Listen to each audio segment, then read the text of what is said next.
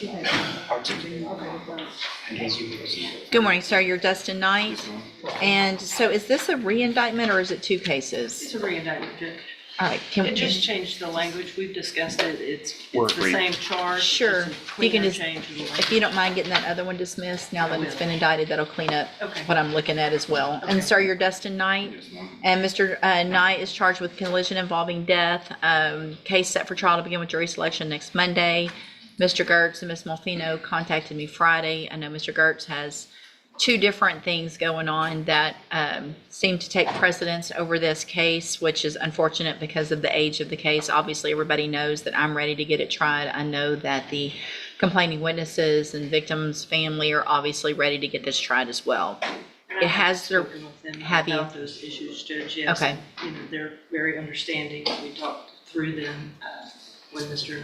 Gertz and I spoke as well. I have also filed, and I'm sorry to interrupt. No, I'm glad All you, this no, on the please record. do.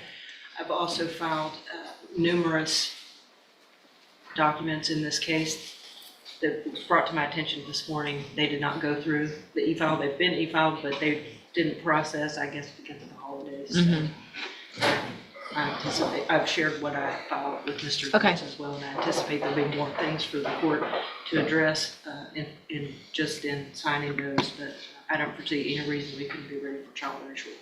So, Mr. Gertz, has there been any change that you know of with regard to either of those? I know you've got a Judge, case I would- next door with Judge Stevens, and then also Judge Thomas has a My answer is. protective I would order, be- right? He does, Judge. protection. Okay. I would love to tell you yes, but I can't. Okay. So just so that because of the nature of this offense and the witnesses and everything, I'm going to go ahead and reset it today. And then we will get it set on the next available trial docket. Make sure you stay in touch with Mr. Gertz. If anything changes between now and then, y'all let me know. Obviously, I'll take a look at whatever comes through. And if there's something we need to do before the next court date, legally or whatever, then we'll take care of that as well. I don't anticipate that, Judge. But Okay. with the court's permission, before Ms. Holmes sets it on a docket, would you mind if I reach out to the family just to check their schedule? Just kind of, I need to try to work around the kids, the young kids' spring break, and also the wife of the decedent Sure. is taking a full load at Lamar right now, and so she just asked me kind of to be cautious of the dates so that she can work around some stuff. Yeah. So if you'll just make sure, we'll talk about it and get with Ashley. Okay. We'll take care of that. Okay, thank you. Thank you. All right. You're free to go. And so I may release the witnesses on Yes, that. ma'am. Thank you. Buckle up, guys. Today we're stepping into a courtroom dealing with one of the heaviest charges imaginable. A defendant facing a collision involving death learns his long-awaited trial is being delayed again. Despite pressure from the victim's family and the age of the case, scheduling conflicts force the judge to reset the trial, while carefully considering the needs of grieving relatives and young children caught in the aftermath. And then Miguel Martinez, Mr. Gertz. Touch base with me on that down. So just so I Yeah, have some we'll conflict do like a group group message chats. or email. This is Mr. Hoffpowers on Miguel Martinez.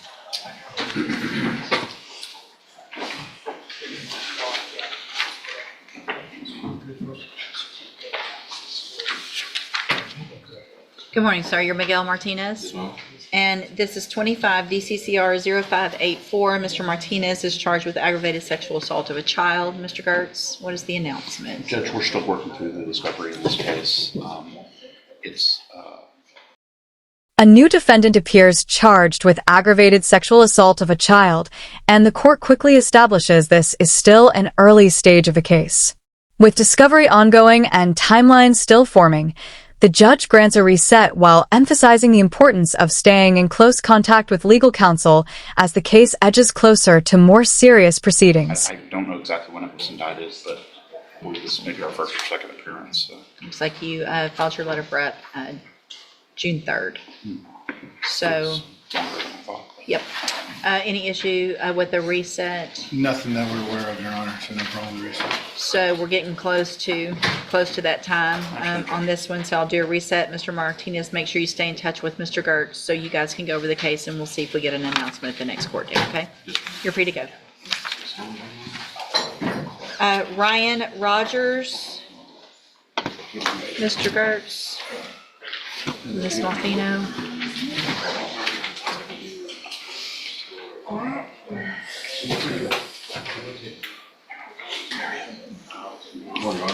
Good morning, you're Ryan Rogers. So Judge by, we're you want here. some background or? Yeah, so, well, it looks like we're here on a motion for early termination. Yes, Judge. Let me look at this.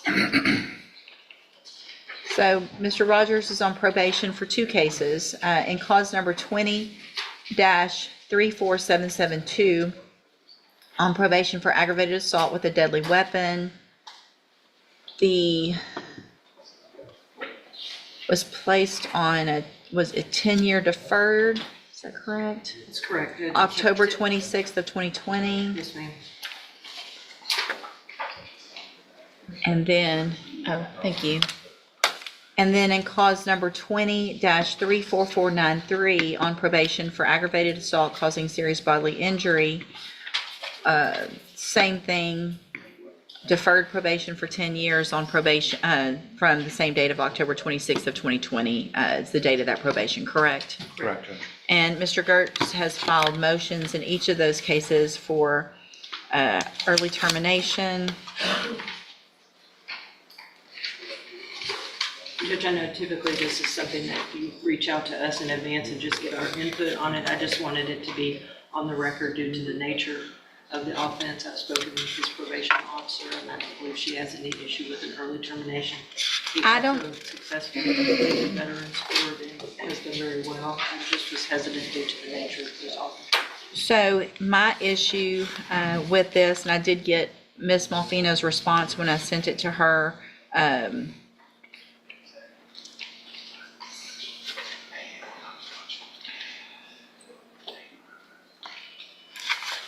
The judicial clemency part is my issue, based on the nature of the offenses. It's deferred or is it straight? It's deferred. It's deferred. So judicial clemency wouldn't be, did I write judicial? You clemency? did. Oh, well, you don't need to grant judicial clemency because he doesn't have a conviction. Right, that's what And I, I think that was an issue I wanted. yeah, I definitely you- did not. I'm I sorry, so definitely that do- was just a holdover, I think, that I just didn't notice in our filing, so I apologize. So sometimes that comes up, but only with a conviction case, Judge, and these are Right. both deferreds. So judicial clemency shouldn't be an issue. I did also, for the record, get a response from probation from Ms. Martinez that states that pretty much what Ms. Malfino stated, that he successfully completed the veterans program, completed anger management, that he has done well. They just, due to the nature of the offenses, aren't going to make that recommendation and would defer to the court, but are not opposed to it. And that's the position of the state as well. It is, Judge. Then at this time, I will grant the motion for early termination of community supervision in each of those cases. I am going to mark through some of this, well, The courtroom atmosphere shifts as a man on probation for 2 violent felony cases requests early termination. The judge carefully reviews his record, noting the seriousness of the offenses, but also his successful rehabilitation through a veterans program and compliance with every condition. After weighing public safety and progress, the court grants early termination, marking a rare but powerful moment of earned relief.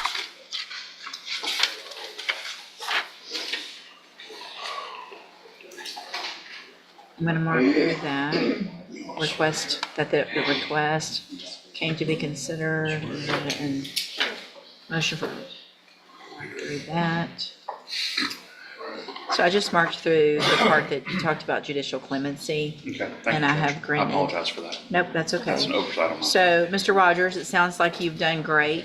You're what we want to see with everybody on probation. You've been on for a little over half of your probation period, so you're entitled to early termination if you've done certain things.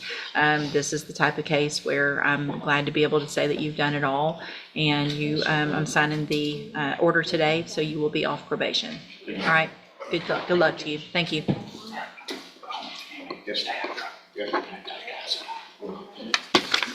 And there's just one. Mr. Smith, Judge. there you go. Good morning. Good morning, sir. You're Brandon Broussard?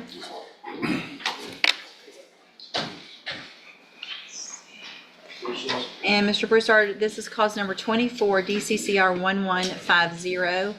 And in that case, you're charged with aggravated assault causing serious bodily injury from April 20th of 2024. This was a final reset. The state was going to subpoena the complaining witness, Mr. Smith. We did, we would call Lanielle Brianna Briggs. Lanielle Brianna. Brianna Briggs.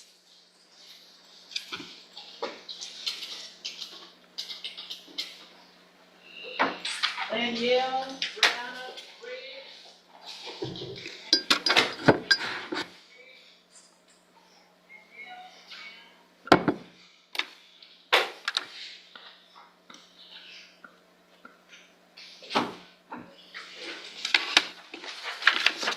No response, Your Honor. Judge, we have sent a subpoena to Ms. Briggs for this case to be here. She's not appeared. She's not contacted our office. We sent it both certified and regular mail. We've not received anything back. So this time we would file dismissal against Mr. Broussard. All right, I will sign that. Mr. Broussard, are you and Ms. Briggs still in a relationship? Okay. Obviously, whatever went on wasn't a good thing. The case is getting dismissed today. My suggestion is to stay away from her so that there's no other issues in the future, all right? You're free to go, sir. A dramatic turn unfolds when a felony assault case collapses after the complaining witness fails to appear, leading to a dismissal. Moments later, the judge pauses another case due to a potential conflict of interest from prior representation. These moments highlight how procedural details and absent witnesses can instantly change the course of someone's legal fate.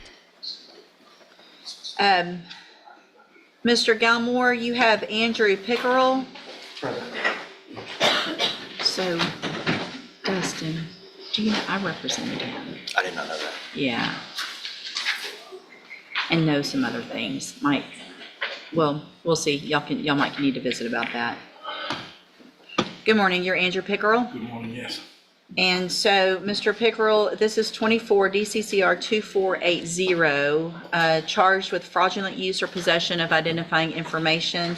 Before we go any further, I have represented Mr. Pickerel in the past when I was practicing. I don't know if that's an issue for anyone.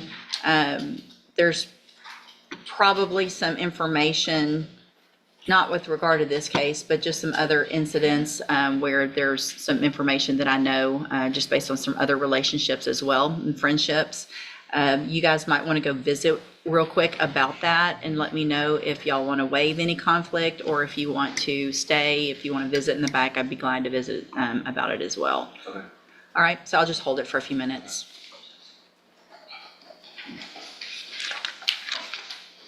James Rucker.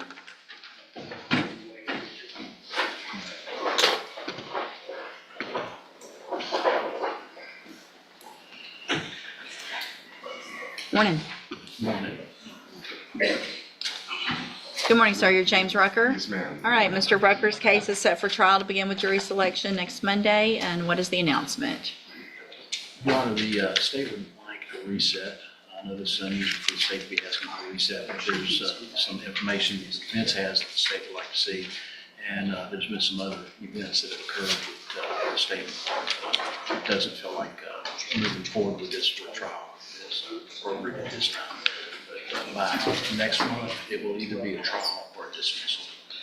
So, obviously, I guess you're okay with that. You have We're some, fine with that, Judge. what I'd like to do then, if this information could potentially be dispositive one way or the other, is I'd like to go ahead, let's get it off the trial docket. I'll just put it on a review or status hearing. If something happens and the case is dismissed, obviously we'll take care of it. If not, it'll go right back on the trial docket. It's not going to delay it very much. Okay, so I'll just do a normal 30-day reset to a just a status type docket. Stay in touch with Mr. Galmore. He'll let you know when you need to be back. Yes, ma'am. Okay, thank you, sir. You're free to go.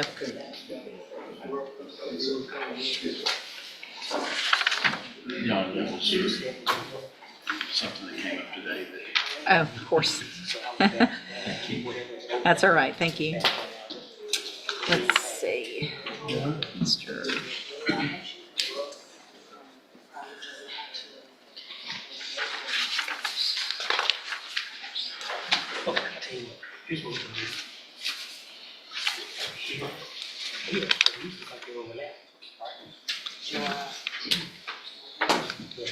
I've got the 2 dismissals in Mr. Warner's cases. I'm signing those. Are you working on anything on Ms. Broussard or Mr. Hodge? On this Broussard, really all plea negotiations was exhausted, so Ashley Broussard? It's set next week. yes. There's a co-defendant under state law on the trial, It's, concurrent setting. if it's already on the docket, then it's gonna get. All right, ma'am, you are Ashley Broussard, and Ms. Broussard's case in cause number 25 DCCR 0175 is set for jury selection to begin next Monday, and what is the announcement? Great. Just for the record, Your Honor, she has refused to defer an offer of permission. Okay. Stand ready, And Judge. so let me look real quick. What, is that a new offer that was relayed today?